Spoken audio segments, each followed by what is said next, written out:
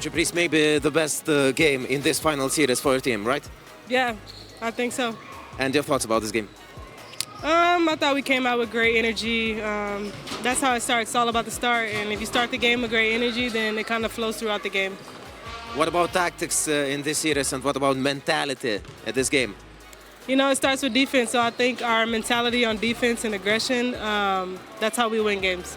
What about your three-pointers? Now I think that this game it was the best performance for you.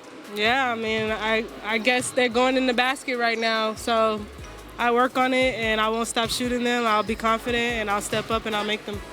Marina, kurioje šių rungtynių fazėje ir vietoje buvo paleistos rungtynės? Manau, trečiam kėliny. Mes vis tiek buvo 10 taškų, išėjom. Kamilė, man atrodo, 5 trojakus įsūdė mum antroji daly. Nu ir jau paleidom. Ir tada jau sunku grįžti, kai tu minus 34 minutės iki trečio kėlinio pabaigos.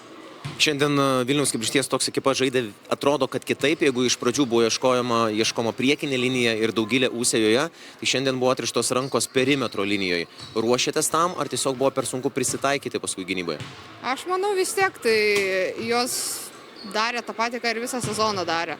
Jos pirmas 2 varžybos nepataikė, ten Zoji įmetė gale 1, tai 2 trojakai išėjo per varžybas, Kamilė gal kiek, irgi 2 ar 3 praeitas varžybos, tai jos laisvos nepataikė, tai gali man to kažkiek dėti, bet šiaip tai mes pačios nesusitvarkėm, tai manau, čia nėra ką kaltinti, tik pačios. Labai greitai besikeičiančios rungtynės, jau antradienį laukia dar viena dvikova, kiek mentalinių jėgų yra likę? Nu, kai jau trečiam kėlinį, manau, supranti, kad jau praloštos varžybos, tai jau pradedi galvoti apie kitas, jau žinai, kad jau čia, nu, nežinau, labai sunku, manau, kitoj aikštelės pas varžovės, tiksliau, atlošti 30 taškų per ten 11 minučių, tai biški susitaikai ir tada pradedi galvoti, ką darysim jau antradienį.